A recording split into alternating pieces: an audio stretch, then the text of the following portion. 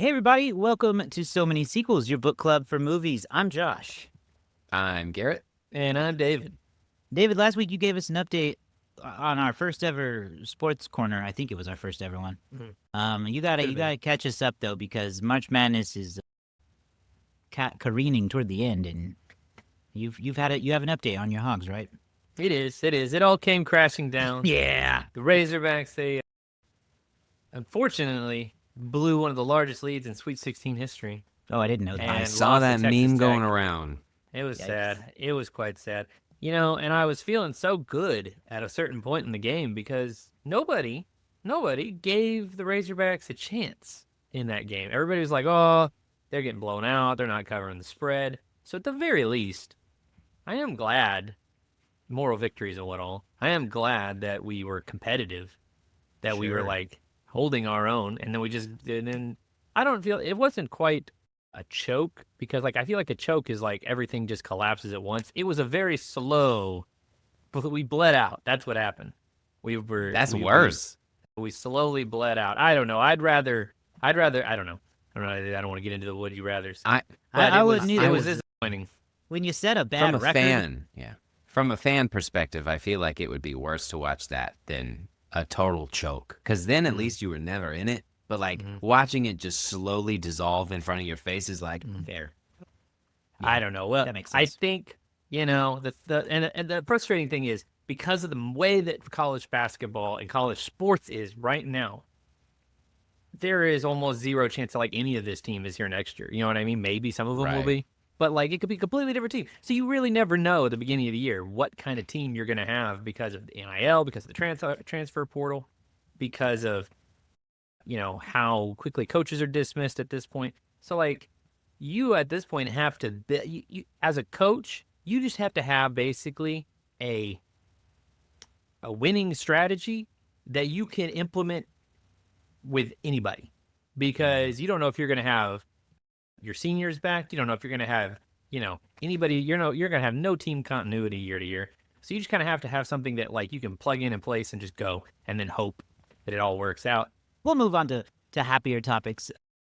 Well, I don't know. You never know if the subject's happy or not, but what have you guys been watching? Have you watched anything of this besides sports? Made it to the theater, streaming anything? No, I mean, I have been streaming some stuff, I guess, but not like new stuff.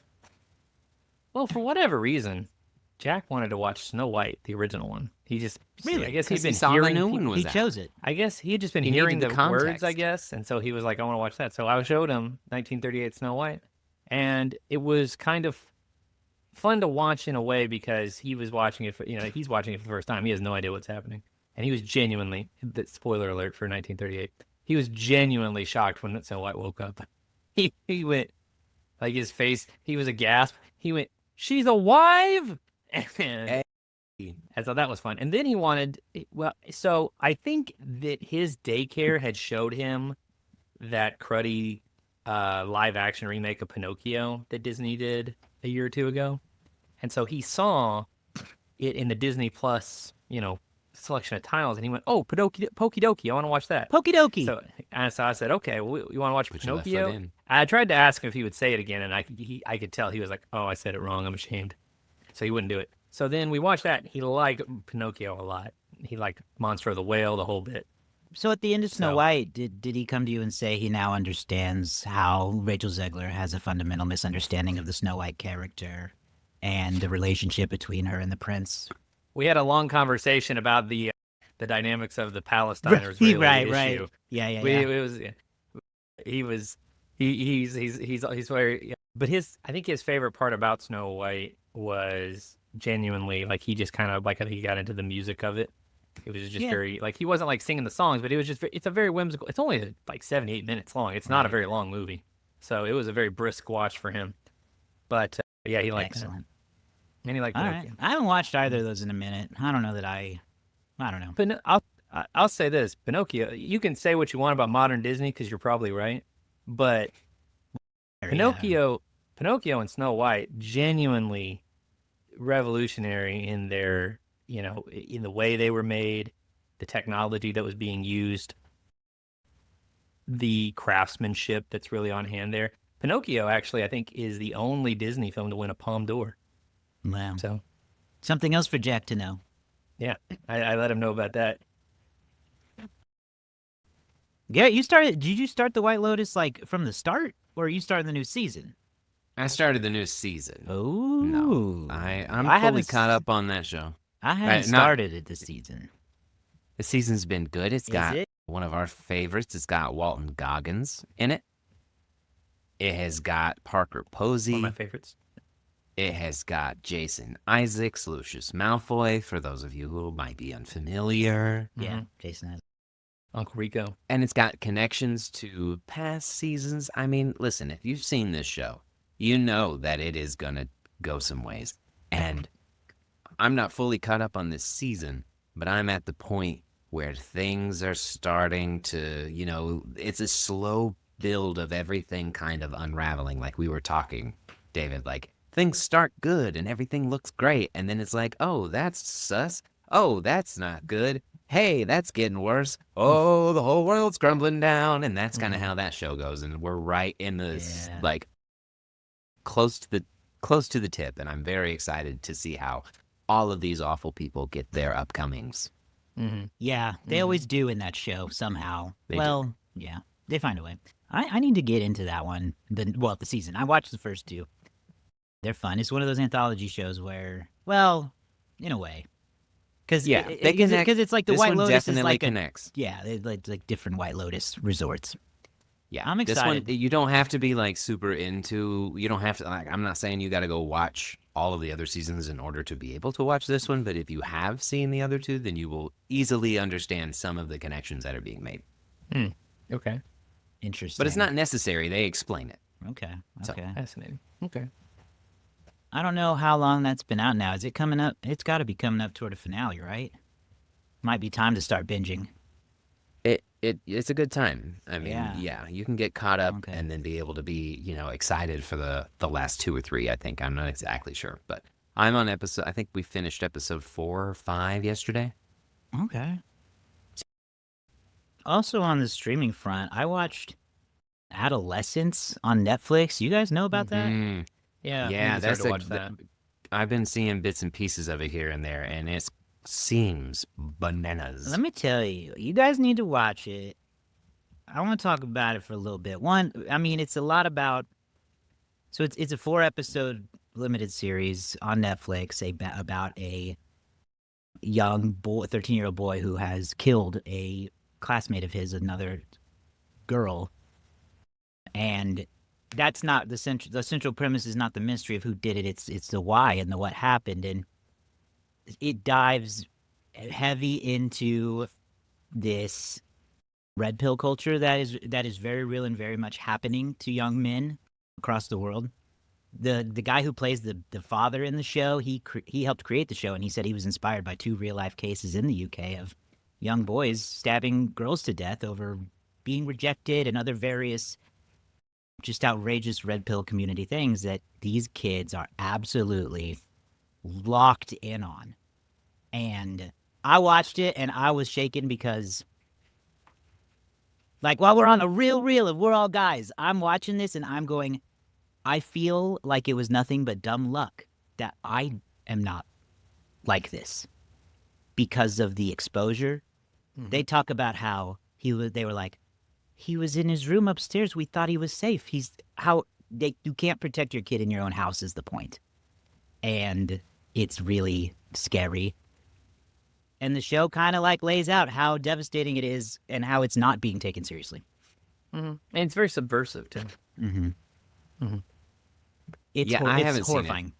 Mm-hmm. Yeah, I haven't seen it, but listen, I will say it's not uncommon for me to hear that there is some kind of male loneliness epidemic for people our age, but also for younger kids. And a huge problem that, is that so many boys are just generally told not to pay attention to their feelings and to toughen up and to not be able to feel and express, the sadness. And then you stifle it up. You feel all of these things, but your whole life you're told that you're not supposed to feel it. You are supposed to feel bad things because that makes the good things that much better. And if you're just constantly told to stifle all of these negative things, you are going to go crazy.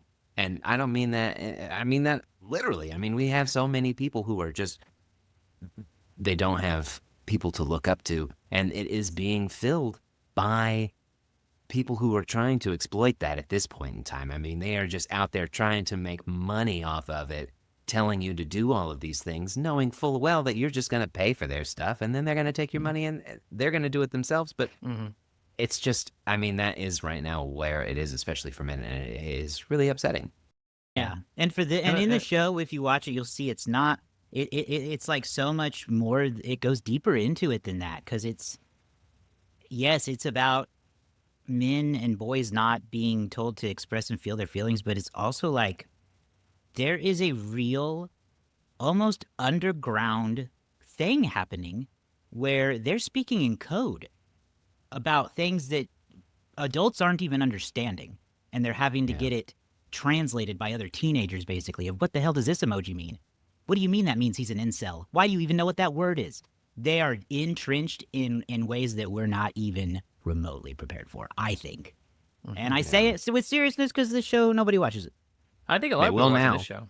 I mean, I've seen a lot of buzz around it on TikTok. I don't know if that means anything or not, but it seems like it's getting some attention. It does. It has gotten a lot of attention because it's scaring the bejesus out of people, as it should.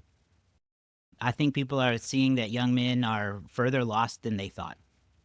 I actually think that the younger generations are in a worse position than ours in terms of male loneliness epidemics. Yeah, well, and being, sort of radicalized to embrace sort of, I don't even know what the right word is, but a sense of a version of masculinity that's honestly more aggressive or more harmful than even what it's trying to harken back to, in a weird way. They're telling you, oh, men used to be men, but even like the men of whatever era they're harkening back to weren't quite this anyway. Yeah. Well, and also those men who used to be men, I almost guarantee you they beat their wives, they beat their kids too. You want to do that? I don't. No. So, no. Again, that's not a good thing. And so, and some of them didn't, and that's part of the point too, is like you're encouraging this idea of this is what a man's supposed to. I don't know. I'll have to check out the show, but it's a very it's worth it because there's I just don't see anybody addressing it. I don't see anybody addressing it. There's no. Well, and I don't know how you go about addressing it. There's no there's plenty of role models for the bad side, and I can't find any role models for the good side. If you guys know what, let me. Well, and the role models for the good side are. Well, I think based on this, our comments are going to get lit up by people who very much want us to not be those good role models. But I mean, we said some nice things here, and our comments. I mean, I'm afraid to look at them later, but we don't get it. That's okay. But also, I did make it to the theaters this week, and I saw Death of a Unicorn. I wrote a full review that you can find at somanysequels.com, but I really enjoyed it. It's it's really funny, which was not surprising to me, but also a little bit just because, I don't know. The trailer didn't sell pure comedy, but I laughed a lot. Paul Rudd plays a widowed father who is traveling with his teenage daughter, Jenna Ortega. They're going to meet his boss, who is like the lead, like the tip-top guy who like owns a pharmaceutical company, of course. And they have their own nature preserve in the Canadian wilderness. Yada, yada, yada. Unicorns live there. Nobody knew this, and there's, it's explained, but in mythical lore, unicorn blood is often able to be used to cure things, has magical healing properties, and that is true in this. And you can imagine how a pharmaceutical company may want to use that. And so it kind of explores greed and humanity and all that stuff in a very weird A24 package. And they made Paul Rudd, and this is not a diss. He's remarkably unlikable. He's love like to see range. World's worst dad, maybe, in the movie for a long time. Yeah, you did a great write-up for this over at SonySequels.com. I read it earlier. I appreciated. You had a lot of praise for Will Poulter as well. Very funny, Will Poulter. I always just love to see him in anything, and he plays the eldest boy archetype. He's literally just like the oldest son of successful parents. He contributes nothing. He just like invests in things and runs around and says his stupid ideas and wants to be in the hot tub all the time. At one point, he decides he wants to grind up the unicorn horn and snort it like cocaine and see if that affects him. Yeah, he's funny. He just has that energy the whole time of just like, will this man leave the room? Sounds like Arnold Schwarzenegger's kid in this season of The White Lotus. Oh, really? Okay. Yes, very similar. Yeah, it's funny. And then you've got Jenna Ortega's playing the like I said, the daughter of Paul Rudd, and she's the more level-headed person that's like, maybe we should read up about this unicorn thing and find out why this is a thing. And they don't want to listen to her. We got to make a list at some point of actors who have played Jenna Ortega's parent, because it feels like such a strange range of people. It's like Winona Ryder, Paul Rudd. Trying to think of, I can't remember who was in Wednesday. Yeah, who's the mom in Wednesday? I don't remember. Oh, it's... Oh my gosh. Yeah, whatever. Now we can't think of it. My brain's too old, I guess. Whatever. Let's move on to what our topic of the month is going to be, which is book club month. We announced it last week. Catherine Zeta-Jones. And we're going to be talking about book clubs. Or not book clubs, but we're going to be talking about books that have been made into movies all April long. We're going to kick things off this week with The Black Phone. Then we'll have picks from David and me as well throughout the month. So be sure you subscribe at SoManySequels.com. If you haven't done that yet, you can do it on or you can go to our YouTube page for the videos or our Spotify for the videos, and then podcast wherever you get those. I'm excited about that. Like I said, we're doing Black Phone later this week. And let us know, like, what book adaptations you like the most. I'm trying to avoid the obvious ones, I think. I think that's why I haven't picked yet. Because, one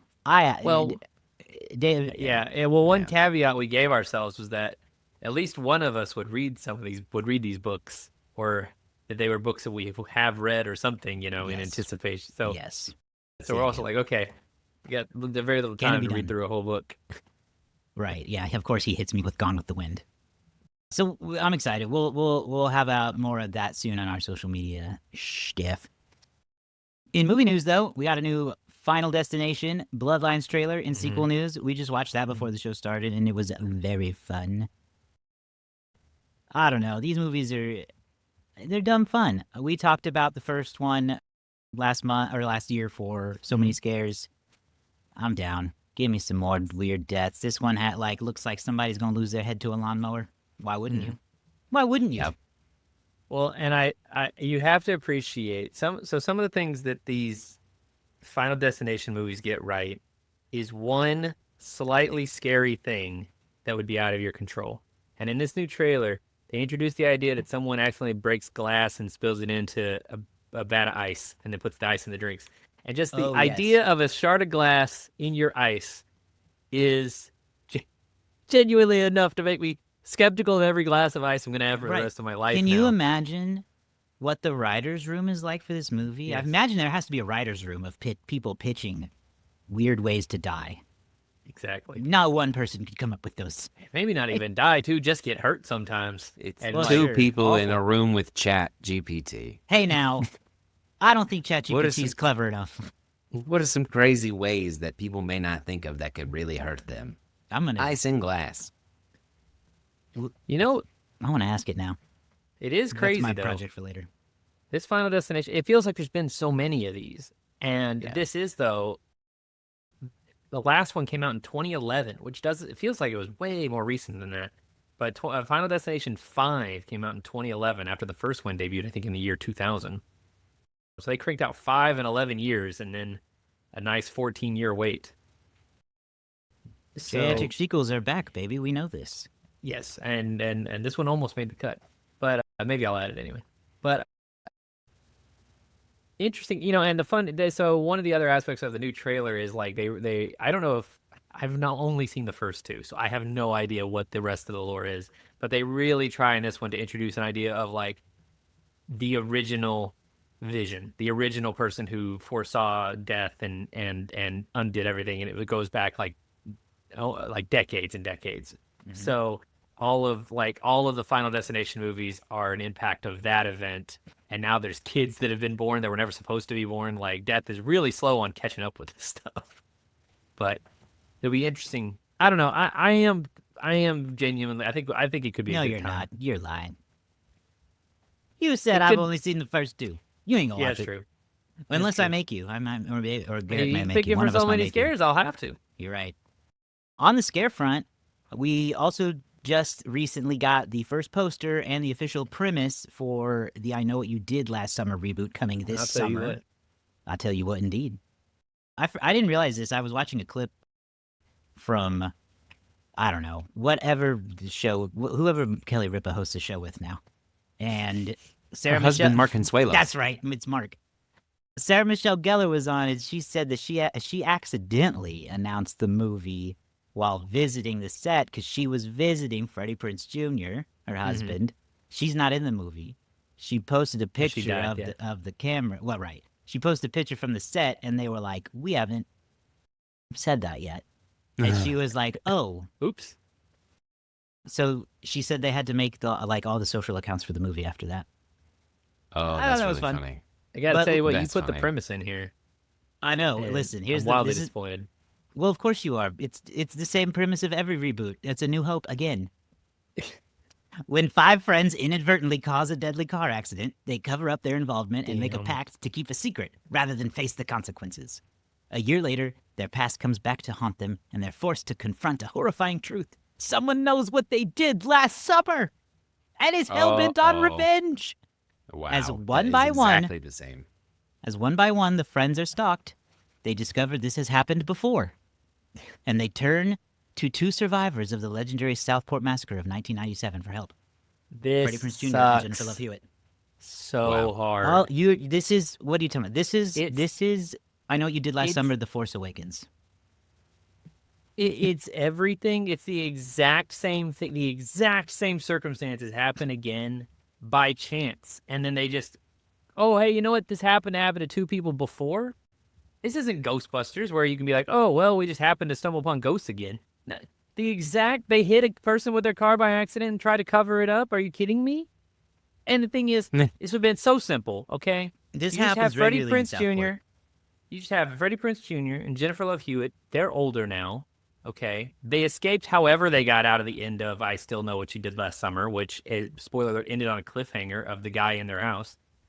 And you just call this one I Still Know What You Did That Summer. And it's just, that writes it, and then it's just a movie. And then you just do the movie. We don't need to incorporate, we do not put Jenna Ortega in this movie. That's all I'm saying. If this movie is Jenna Ortega and who's the other hot young actress right now? Mikey Madison running around with, gosh, there's got to be some, who's Will Poulter? I don't know.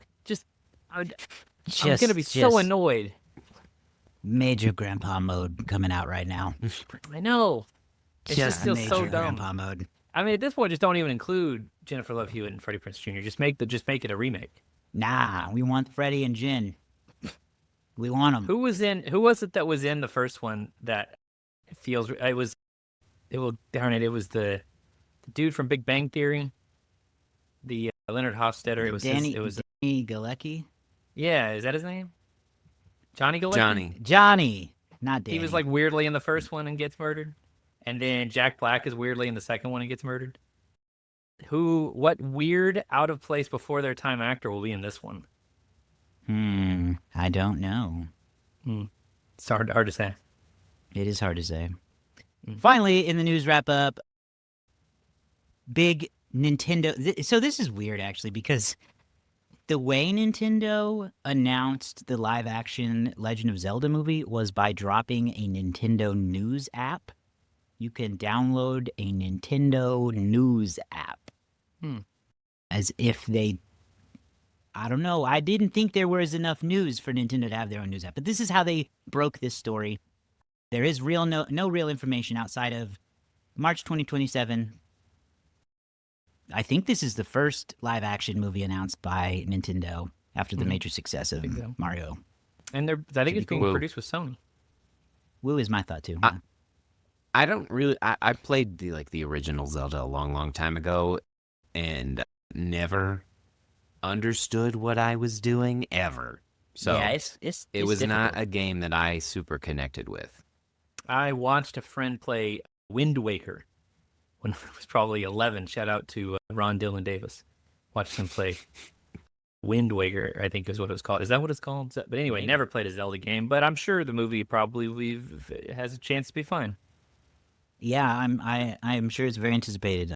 The Breath of the Wild is one of the biggest selling video games of all time for the Wii or for the Wii U and the Switch. So I'm intrigued. Yeah, It's the still Zelda ways out. fan base is like massive. They are big. It is big, and this would be the first time for a And film it to be made. seems like a story that'd be very easy to adapt, or fairly For easy sure. to I think adapt. it's got the action, adventure, fantasy element. I think it could do well. Mm. All right. I think that'll do it for all the news this week. Let's how's the box office been, and let's get out of here. Hey, fascinating detail. The top 5, 4 of them are debuting movies. So it was a lot of new movie options at the theater this week. Number 1 this weekend, dethroning Snow White, was A Working Man starring Jason Statham. Brought in $15.2 million. Snow White fell 66% down to $14.2 million. Big drop for that. That's even bigger than Dumbo, which Dumbo opened slightly lower, but then did slightly better in its second week comparatively. Then The Chosen, Last Supper. So this is a movie about Jesus. So this is distributed by Fathom Events, which is kind of rare to see, like a Fathom Events. The film. one that had the trailer to Johnny Cash. There's some don't know what you movie, mean. unless I had a fever dream, but I swear it's real, and I haven't been able to find it again. But You I didn't. found some movie that was like it was about was the The Last Chosen, I Supper, think. and it was set to Johnny Cash. Oh, and the music was set to I Johnny was Cash? so confused. Yeah, it was something like I'd never seen It before. was. I think I'll it have- was. Do you know that show, The Chosen? David? I've heard, I know of it. No. I haven't really watched it. I think it's that because they've been playing. I think they've been like stringing episodes together to like play as like a feature length for people to see in Okay. theaters, and Okay. it was like, I think it's obviously for Easter timing, and it was a trailer for it set to "God's Gonna Cut You Down" from Johnny Mhm. Cash's That Rick makes Rubin sense. work. I think it was. It was strange. It was weird. Yeah. It was strange. It was a strange vibe. It didn't go. No, as far as Johnny Cash songs to go, that one probably makes the most sense, Right. but still strange. So then at number 4, you have The Woman in the Yard. Do either of you guys get a chance to see The Woman in the Yard? Not yet, but the trailer creeps me out. And think I then know at that number one. 5 is Death of a Unicorn with 5.8 million. So there you go, 4 debuting movies in the top 5 this week. So that's kind of nice. And yeah, that's your top 5 for this week. Awesome. Okay, well, like we told you guys earlier in the show, we've got book club month prepared for you guys. We'll be kicking things off later this week with The Black Phone. You can watch that on Peacock. If you haven't seen it before, it's available there. Watch it and let us know what you think of it. Subscribe to the show at YouTube or on Spotify for the video, anywhere else for the podcast. And you can find all that at so manysequels.com. We will see y'all soon. Bye.